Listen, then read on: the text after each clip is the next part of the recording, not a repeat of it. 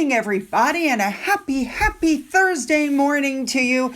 Another long, chock full of information video. I have a major update on Harry's court case.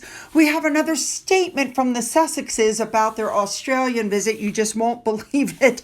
Oh my God, chock full of stuff. Let's just jump in and get busy, shall we? Let's go. We're going to start off with Prince William, who held his third investiture of 2026. By the way, Princess Anne has done 9, Charles has held 1, and this happened at Windsor Castle. So the first person is Sarah Jane Perry, a squash player, amateur champion, and mentor, and she was appointed Officer of the Order of the British Empire for her services to squash. After that, it was Mr. Jonathan Davies. He's president of the Velindre Cancer Care Trust. He was appointed commander of the Order of the British Empire for his services to people with cancer and to broadcasting. After that, it was Sir Roy Clark, a television writer. He was made a Knight Bachelor by the Prince of Wales, and this honor was recognizing services to entertainment. But the biggest one for the day was the trusted nanny of William and Catherine, Maria Teresa Barallo. She quietly accepted a special royal honor at Windsor Castle. Now, she is the nanny who looked after George, Charlotte, and Louis, and she received the Royal Victorian Medal Silver during an investiture ceremony in Windsor. And a statement came out saying that she was decorated for services to the Prince and Princess of Wales. Love it. William did the investiture himself. Now, other honorees at the event were photographed, but images of her accepting her award were not shared. All right, that was their choice. Let's continue. Okay, this next story really got me, especially as most of you know I am Jewish. King Charles has become patron of the Community Security Trust, the CST, which is a charity that protects British Jews from anti-Semitism and assists victims. Now, this marks a rare, possible first-time patronage of this nature, and it's being done because there was a violent arson attack on ambulances that was operated by a different Jewish charity. And it's being said that this patronage highlights the King's commitment to interfaith understanding, inclusion, and tolerance. Now, the interesting thing is this charity that ran the ambulances, they didn't just work for the Jewish community. They picked up everybody. So in, firebombing these ambulances, which, by the way, it was caught on camera, you didn't hurt the Jewish community. You hurt a lot of people in that community. And I am very happy to report that new ambulances have already been shipped and arrived to replace the ones damaged. Let's move on. Next up, we have secret weapon Sophie, the Duchess of Edinburgh. She made a surprise appearance at the inaugural Jane Goodall Hope Awards at the Peninsula Hotel. Now, Prince William sent in a pre-recorded message, obviously, that was played to everybody. The awards commemorate Dame Jane Goodall, the pioneering chimpanzee researcher who we know passed away in October at the age of 91. Recipients are chosen for passion, courage, and commitment to creating positive change for animals, people, and the environment. Her groundbreaking work started in 1960, and it's the longest field study of any animal group ever conducted. A big thank you to Remoulade Sauce for showing us what she was wearing, and to Carol for her take on what she was wearing. Let's move on to our Harry Meghan stuff. What is this? I mean, they've lost everything, and the only thing Meghan has to fall back on was her acting career, and the only thing she ever did was Suits, and she had, in like 7 or 8 seasons, 2 hours and 35 minutes on camera. But they're saying that she wants to come back to acting. She's going to come back. And they're saying, veteran actor Eric Roberts says, she's going to come back. She's going to be fantastic. And she's going to blow everybody's minds. Well, remember she was on that movie, Close Personal Friends? Well, they asked one of her co-stars what he thought. I want you to listen exactly what he said here. Close Personal Friends. What can you tease about working with Meghan Markle? Yeah, no, it's insane. The main cast of it is myself, Brie Larson, Henry Golding, and Lily Collins, which is just an incredible group of people to be a part of. And every day we went to set and we just tried our best to make each other laugh. I thought it was going to be more of a rom-com. I'm calling it a com-rom. I think it's more comedy forward slightly, but it's about two couples. I don't know if I can say anything else, but I just had a blast making that movie. Jason Orley directed it. He made a movie called I Want You Back. That's lovely, and he crushed this. I can't wait to see it. I still haven't seen it. And no, apparently it's a lot of fun, and we had a blast making it, so I hope you guys enjoy it. So just in case you didn't get it, he basically refused to speak about her. He talked about the movie and his co-stars and didn't even mention Meghan Markle. I think that speaks volumes all by itself. Yep. Now, here's the next thing that they put out in an attempt to show you that everything is really good with Netflix. They're announcing a new project in the works that Harry and Meghan are going to co-produce a polo-centered drama series with Netflix. The series is currently untitled. It will be set in the high-flying equestrian town of Wellington, Florida, and the plot revolves around the messy dynamics between two rival teams and the families that lead them. The show is inspired by Polo, the documentary Harry did that had horrible ratings and bombed. Now, I think the difference here is that it's a scripted drama series being produced by Archwell, but by somebody else, if that makes any sense. It's not their idea. They're not directing it. They're not acting in it. It's like Cookie Queens. They're basically just slapping their name on something that somebody else has and hoping that that will work. Well, it didn't work for Cookie Queens, and I don't think it's going to work for this either. I got to be honest. Netflix is going to have to learn the hard way. Oh my God. Let's move on. I had to just throw this in there. As of late 2025, moving into 2026, Meghan is still ranked as the most disliked celebrity on Ranker. She's been that position since 2023. She has the top spot due to sustained public scrutiny right alongside Prince Harry. Also due to her brand, her public appearances, and her media projects, with Harry also appearing, like I said, in the top 5. All right, let's move on to their area where they live. Now, remember, Harry gave an interview to Hoda that one time a few years ago where he said his neighbors were fabulous and they had, made bonds with people. Well, now people are saying that Harry and Meghan's Montecito, California neighbors are avoiding them. No one wants to be seen with them. And this cold shoulder that they're getting wasn't caused by a recent spat of articles that have been critical of the pair. And it's not because of Ted Sarandos and Netflix and all of that. Sources say that this has been going on for years. Of course, Harry and Meghan's team denies that and says they have a great relationship with their neighbors and they love their community. But don't forget that when they bought that house, what they said was, quote, they've settled into the quiet privacy of their community since their arrival and hope that this will be respected for their neighbors as well as family. Let's not forget that several of the neighbors tried to meet Harry and Meghan. They were rebuffed. There was one neighbor who had documentary footage of the area he thought Harry and Meghan might want. He was basically told by security to get lost. Yeah, nobody believes this stuff.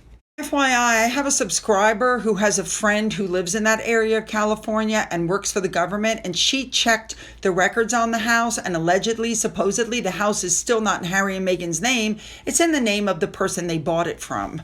For those who have never seen the house, here you go.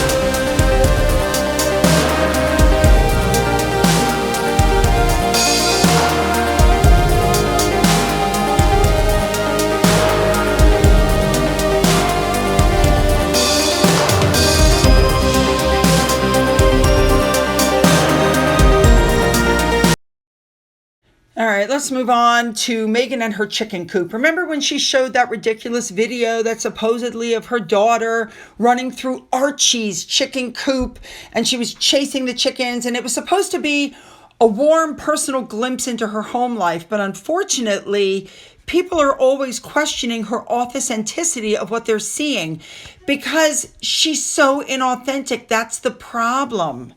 People aren't stupid. This woman doesn't tend to her own chicken coop. She has staff for that. And it's just like Harry watching her put, vase of flowers together where she basically just shoves everything in going, it's beautiful, so pretty and pink. So nothing she shares, or she tries to share things that are relatable or domestic, but she comes across as desperate to be liked, and she comes across as fake. She might as well stop, because the truth is nobody cares about her home life. Nobody cares about her kids. Keep them private. Isn't that why they left the UK?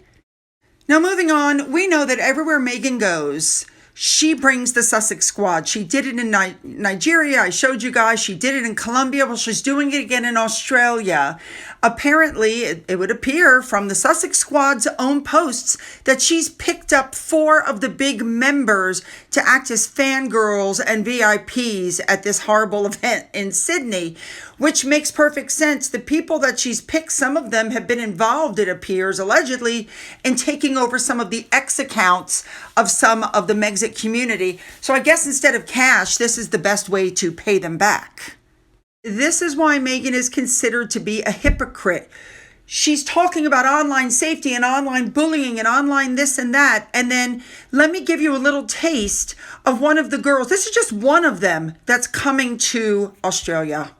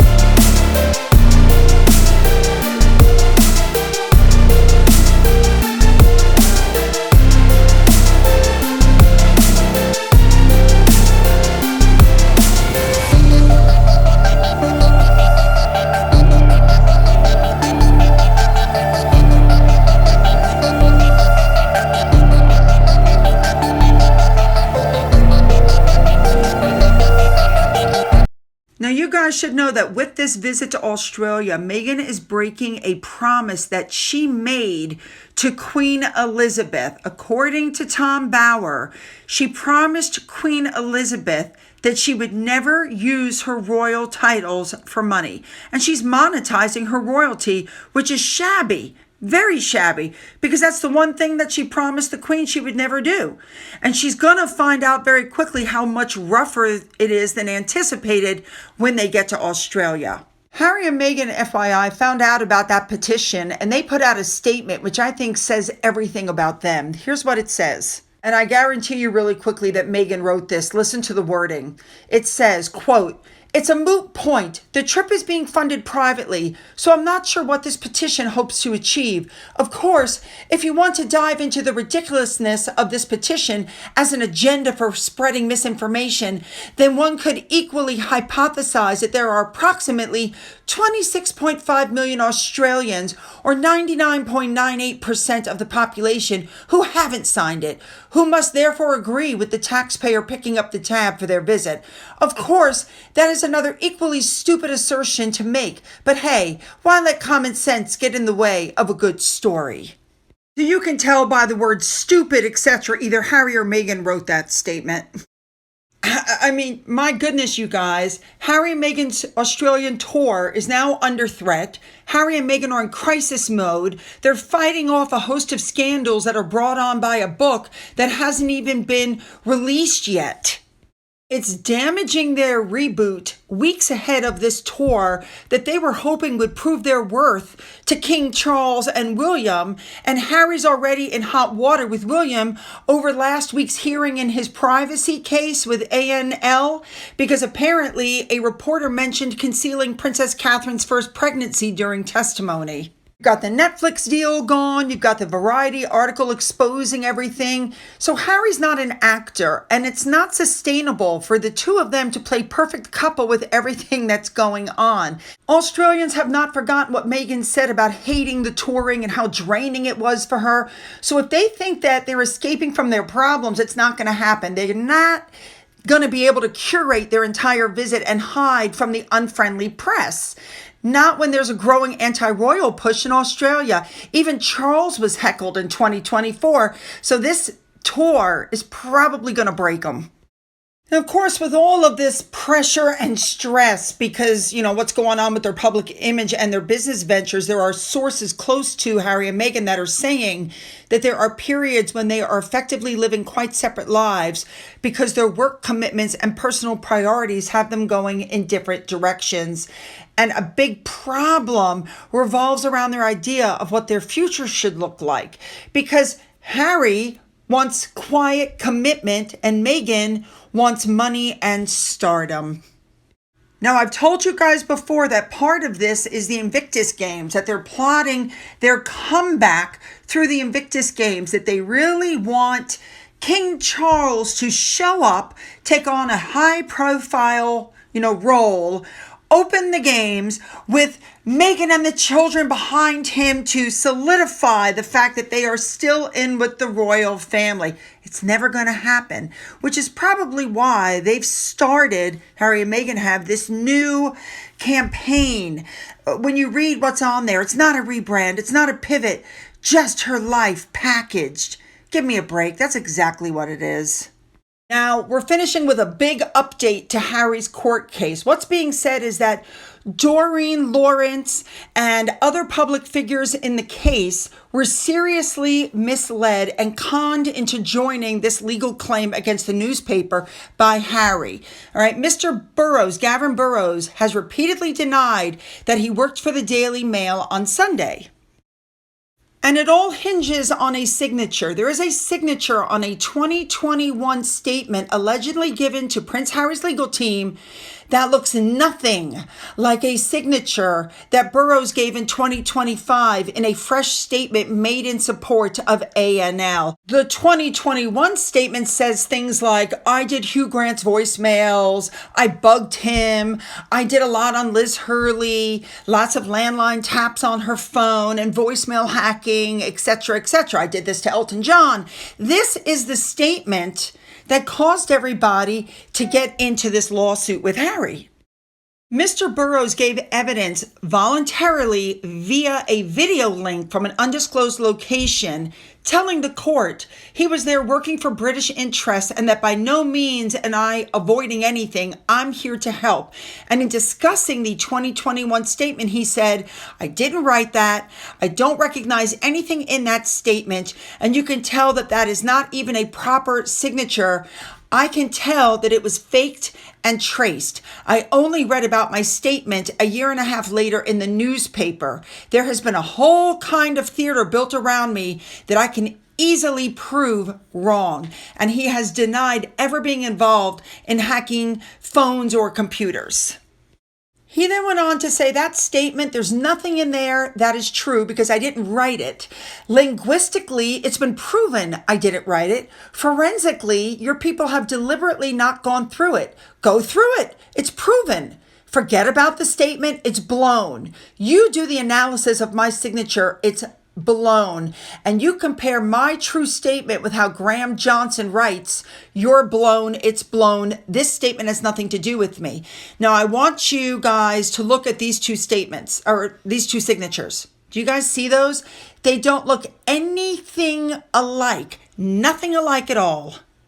But the Royal Griff on Twitter even pointed out that that signature, that looks like Harry's handwriting, very similar to Harry's.